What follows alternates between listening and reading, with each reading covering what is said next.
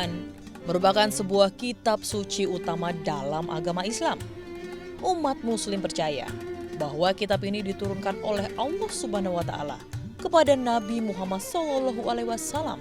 Kitab ini terbagi ke dalam beberapa surah dan setiap surahnya terbagi ke dalam beberapa ayat. Al-Quran mengandung banyak pokok ajaran sehingga seluruh hidup dan kehidupan ini menjadi teratur. Penamaan surah yang ada dalam Al-Quran menggambarkan isi atau kandungan ayat di dalamnya. Salah satunya dinamai dengan nama-nama hewan.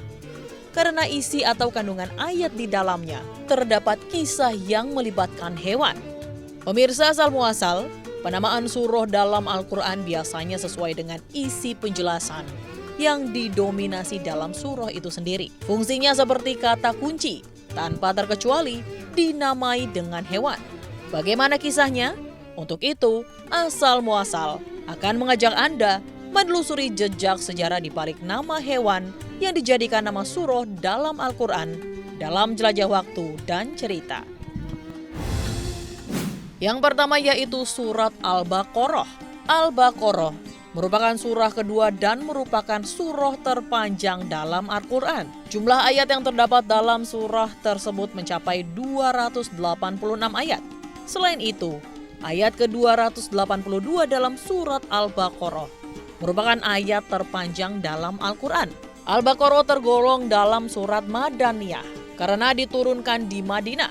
Dinamai Al-Baqarah karena memiliki arti sapi betina. Salah satu peristiwa terkenal yang terjadi pada zaman Nabi Musa alaihissalam, yaitu peristiwa sapi betina, yang kemudian oleh Allah Subhanahu wa Ta'ala diabadikan menjadi nama surah Al-Baqarah. Di dalam kisahnya, di kalangan Bani Israel ada seseorang kaya raya yang tidak mempunyai anak. Satu-satunya ahli warisnya yaitu saudara sepupunya. Ketika orang kaya tersebut tidak lekas mati, maka saudara sepupu ini membunuhnya agar ia dapat mewarisi hartanya. Ia membawa mayat saudaranya ke desa lain, lalu melemparkan di pelataran desa. Besoknya, sebagian masyarakat saling menuduh siapa pembunuhnya, sehingga terjadilah perdebatan dan pertengkaran. Seseorang mengusulkan agar mendatangi utusan Allah, yakni Nabi Musa alaihi salam, dan menanyakan kepada siapa yang membunuh lelaki tersebut. Setelah menemui Nabi Musa alaihissalam, diceritakan semua perkara tersebut. Nabi Musa pun tertegun. Sesaat kemudian masuk dan berdoa. Ia memohon kepada Allah Subhanahu wa Ta'ala agar membantunya memecahkan masalah ini. Tak lama kemudian, Nabi Musa keluar dan memerintahkan mereka agar menyembelih sapi. Masyarakat bingung dengan perintah tersebut. Ternyata, di balik hal tersebut ada hikmah yang besar. Terdapat dalam surah Al-Baqarah ayat 73. Allah Subhanahu wa Ta'ala berfirman, "Pukullah mayat itu dengan bagian dari anggota sapi betina itu. Demikianlah Allah menghidupkan kembali orang-orang yang telah mati dan memperlihatkan padamu tanda-tanda kekuasaannya agar kamu mengerti." Akhirnya setelah sapi betina itu disembelih, lalu dipotong ekornya, kemudian ekor tersebut dipukulkan kepada jasad korban pembunuhan itu. Tak disangka, lelaki yang sudah meninggal itu tiba-tiba bangun dan mengatakan bahwa yang membunuhnya adalah anak saudaranya sendiri. Demikianlah Allah Subhanahu wa Ta'ala memperlihatkan kekuasaannya menghidupkan orang yang meninggal. Ayat ini menjadi salah satu bukti di samping bukti-bukti lain bahwa Allah Subhanahu wa Ta'ala akan menghidupkan kembali seluruh umat manusia di akhirat nanti. Kemudian surat An-Nahl. An-Nahl merupakan surah ke-16 dalam Al-Quran. Terdiri atas 128 ayat dan termasuk golongan surah-surah Makkiyah. Surah An-Nahl memiliki arti lebah. Dinamakan demikian karena di dalamnya terdapat ayat ketika Allah Subhanahu wa Ta'ala mewahyukan lebah tentang cara membuat sarang dan lokasinya. Dalam surat An-Nahl ayat 69, Allah Subhanahu wa Ta'ala berfirman, "Dari perut lebah itu keluar minuman madu yang bermacam-macam warnanya. Di dalamnya terdapat obat yang menyembuhkan bagi manusia. Sungguh, pada yang demikian itu benar-benar terdapat tanda kebesaran Allah bagi orang yang berpikir." Lebah memang spesial. Ia merupakan makhluk Allah Subhanahu wa Ta'ala yang banyak memberi manfaat dan kenikmatan kepada manusia. Kemukjizatan madu sebagaimana disampaikan Al-Quran telah terbukti secara ilmiah. Dalam tafsir Al-Quran, Sayyid Qutb mengungkapkan, madu sebagai obat penyembuh penyakit sudah dibuktikan secara ilmiah oleh para pakar kedokteran. Inilah salah satu bukti kebenaran ayat Al-Quran yang harus diyakini umat manusia. Selanjutnya surah An-Naml. Surat An-Naml merupakan surah ke-27 dalam Al-Quran. Surah ini terdiri atas 93 ayat, termasuk golongan surah-surah Makkiyah. Surah ini dinamakan dengan An-Naml yang berarti semut, dikarenakan pada ayat ke-18 dan 19 terdapat perkataan semut, di mana Raja Semut mengatakan kepada anak buahnya agar masuk sarangnya masing-masing supaya tidak terlindas oleh Nabi Sulaiman alaihissalam dan tentaranya yang akan melewati tempat itu. Al-Kisah, Nabi Sulaiman alaihissalam dan pasukannya memasuki sebuah lembah. Di lembah itu terdapat banyak sarang semut. Melihat banyaknya pasukan yang dibawa Nabi Sulaiman, para semut pun ketakutan. Mereka khawatir terinjak-injak pasukan besar itu. Seekor pemimpin koloni semut membuat pengumuman kepada semut lainnya. Perintah pemimpin semut tersebut diabadikan dalam surah An-Naml ayat 18. Hai semut-semut, masuklah ke dalam sarang-sarangmu agar kamu tidak diinjak-injak oleh Sulaiman dan tentaranya, sedangkan mereka tidak menyadarinya.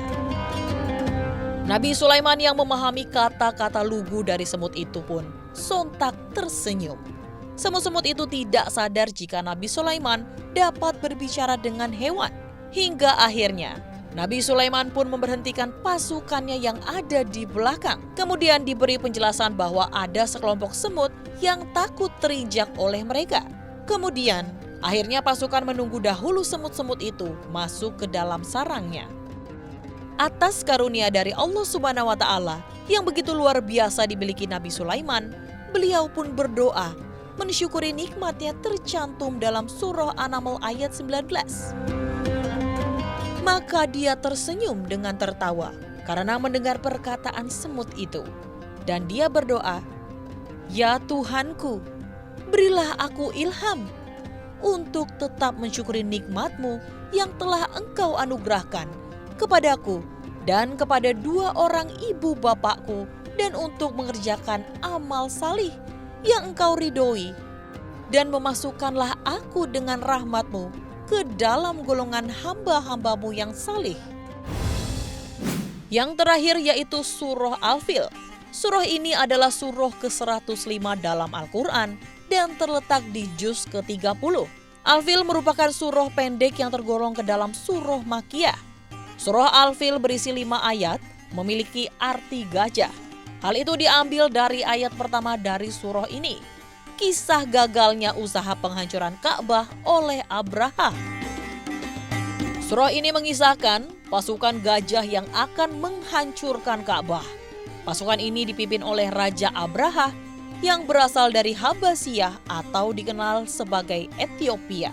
Abraha mengeluarkan perintah untuk ekspedisi penyerangan terhadap Mekah untuk menghancurkan Ka'bah. Beberapa suku Arab menghadang pasukan Abraham namun dapat dikalahkan dengan begitu mudah. Mereka berada di dekat Mekah. Abraha mengirim utusannya untuk mengatakan kepada penduduk kota Mekah bahwa mereka tidak akan bertempur dengan penduduk Mekah jika mereka tidak menghalangi penghancuran Ka'bah. Keinginan untuk menghancurkan Ka'bah berawal dari rasa iri dengki kepada bangsa Arab. Salah satu pemicunya karena banyak orang berduyun-duyun ke Mekah untuk berhaji. Hal ini memicu perputaran ekonomi yang besar. Melihat hal tersebut, Abraha memiliki ekspektasi pusat ritual keagamaan pindah menjadi San'a, Yaman. Hari berikutnya, ketika pasukan Abraha masuk ke dalam kota Mekah, Allah Subhanahu wa Ta'ala sudah menghancurkan terlebih dahulu pasukan Abraha dengan memerintahkan burung ababil yang membawa batu panas. Burung tersebut melemparkannya ke pasukan gajah Abraha. Tak disangka, setiap orang yang terkena langsung terbunuh. Pasukan Abraha lari dengan panik dan Raja Abraha pun terbunuh dengan mengenaskan. Nah pemirsa, itulah beberapa kisah hewan yang dijadikan nama surat dalam Al-Quran. Semoga informasi kali ini dapat meningkatkan keimanan kita kepada Allah Subhanahu wa Ta'ala.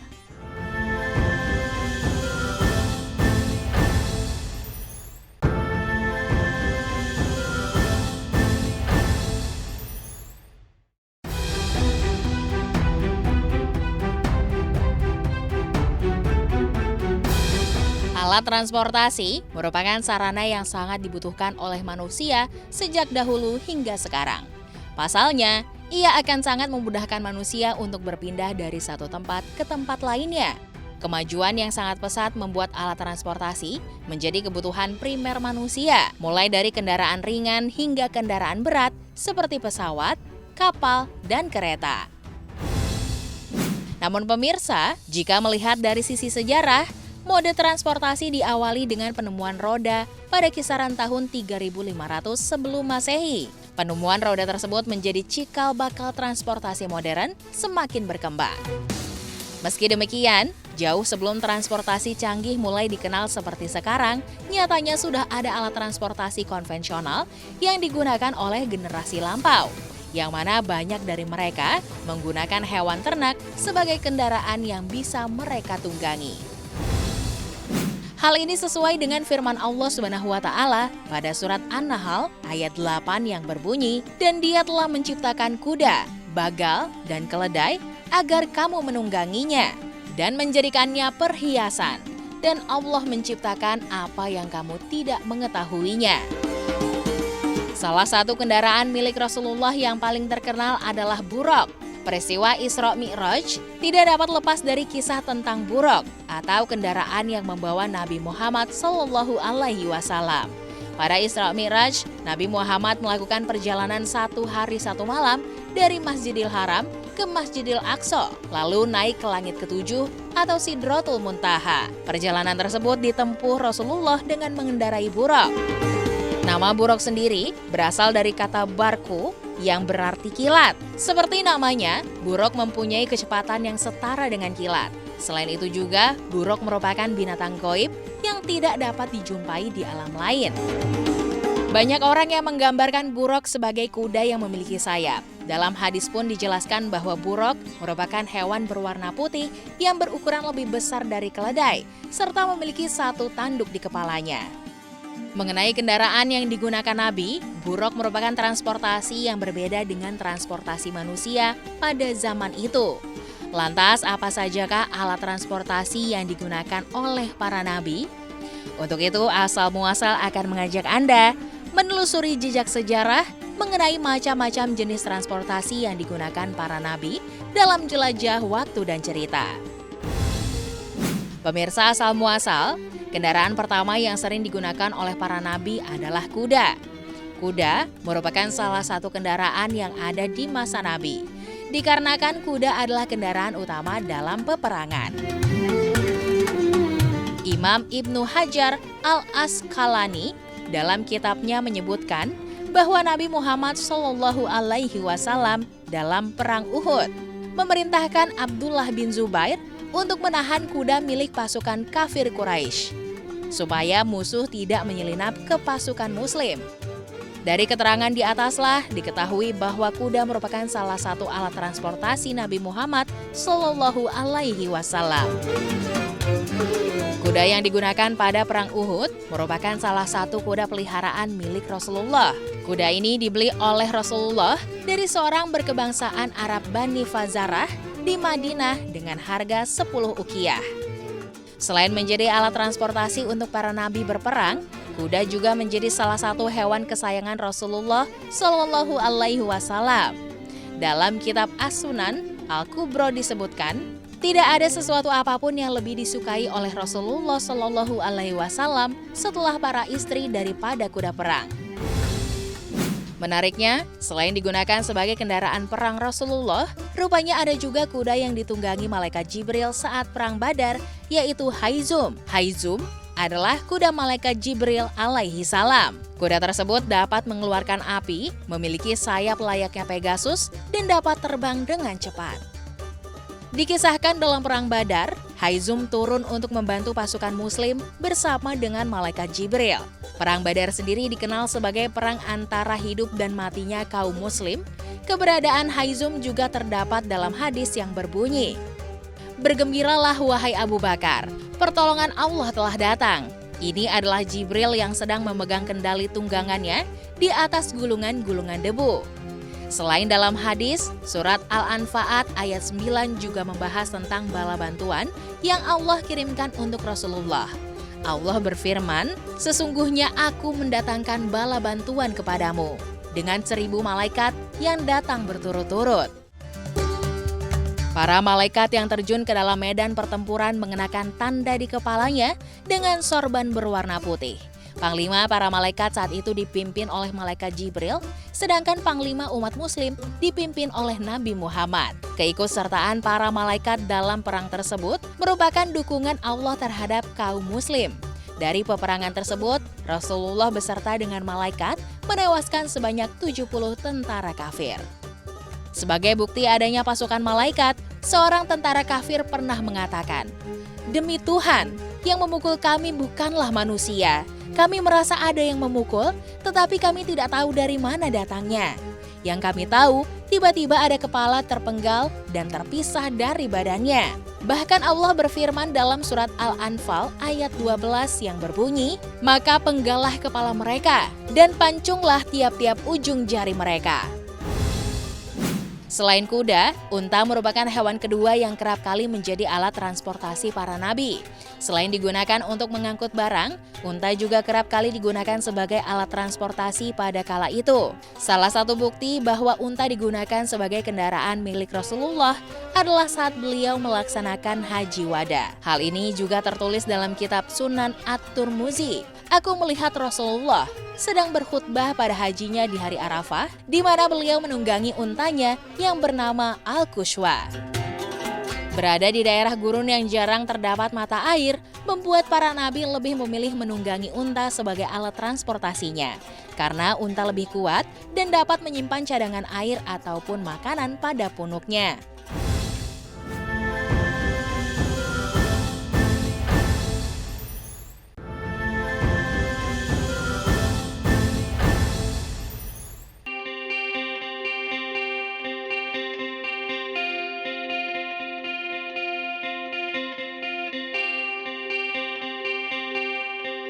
Siapa yang tidak suka dengan minuman dingin? Rasanya yang menyegarkan, apalagi bila dinikmati saat cuaca sedang panas. Dan salah satu benda penting yang membuat minuman menjadi dingin dan menyegarkan adalah es batu. Benda kecil yang biasanya berbentuk kotak ini memang biasa dicampurkan ke dalam minuman. Es batu sendiri sejatinya merupakan air biasa yang dibukukan ke dalam freezer. Karena itu lama-kelamaan bisa mencair menjadi air. Nah, dari masalah ini, saat ini mulai muncul es batu yang tidak bisa mencair. Bagaimana bisa seperti itu? Untuk itu asal muasal akan mengajak Anda menelusuri jejak sejarah di balik segarnya es batu dalam jelajah waktu dan cerita. Seiring dengan perkembangan teknologi, es batu saat ini tidak hanya terbuat dari air. Permasalahan es batu berbahan air yang sudah mencair pun akhirnya dapat terpecahkan. Adalah desainer Dave Laituri yang berhasil membuat inovasi baru es batu dengan bahan logam stainless steel. Karena berbahan logam, maka tak akan ikut mencair, bahkan bisa disebut juga dengan es batu abadi. Karena tak mencair, es batu abadi ini tak akan mempengaruhi rasa minuman karena kelebihan air, seperti yang biasa terjadi setelah es batu berbahan dasar air mencair. Es batu yang disebut ini memiliki berat 70 gram dengan ukuran 25 mm x 19 mm. Meski berbahan stainless steel, tapi sepenuhnya tidak akan mempengaruhi cita rasa atau bereaksi dengan minuman. Sama halnya dengan es batu pada umumnya, untuk membuatnya tetap dingin, harus terlebih dahulu dimasukkan ke dalam freezer. Menariknya, tak hanya berguna untuk mendinginkan minuman, namun juga bisa mendinginkan kopi panas agar lebih pas untuk diminum. Es batu sendiri ditemukan oleh fisikawan dan humanitarian Amerika John Gorey. Saat itu, ia membuat sebuah kulkas pada tahun 1844 dengan pelengkapan pendinginan udara. Kulkasnya pun menghasilkan es. Hal ini yang menjadi anggapan bila John Gorey adalah penemu es batu. Namun es batu buatannya kala itu bukan untuk minuman dingin, melainkan digunakan untuk menurunkan temperatur ruangan. Lalu, kapan es batu masuk ke Indonesia dan mulai digemari oleh masyarakat? Es batu baru dikenal oleh masyarakat Indonesia pada tahun 1846 yang saat itu masih bernama Hindia Belanda. Es batu itu sukses dibawa oleh kapal dari Boston, Amerika Serikat untuk perusahaan Rosely & Co. Tahun-tahun tersebut, es batu merupakan sesuatu yang amat langka sehingga terkesan mewah. Bahkan sehari sebelum kapal tiba, berita kedatangan es batu pun dimuat dalam surat kabar Kavache Courant. Karena baru pertama kali ada di Indonesia, euforianya langsung menyebar ke seluruh penjuru Batavia atau Jakarta saat ini. Beberapa hari kemudian muncul iklan Rosely & Co yang menjual es tersebut dengan harga 10 sen setiap 500 gram. Siapa sangka dulunya es batu adalah benda yang sangat mewah. Hanya kalangan elit Belanda yang dapat menikmatinya. Kebanyakan para pelanggan es batu berasal dari Woltevreden atau Sawah Besar, Jakarta Pusat, dan Mr. alias Jatinegara, Jakarta Timur. Uniknya, untuk menjaga es batu agar tidak mencair, balok-balok es ini ditutupi dengan selimut wol, karena kala itu belum ada lemari pendingin.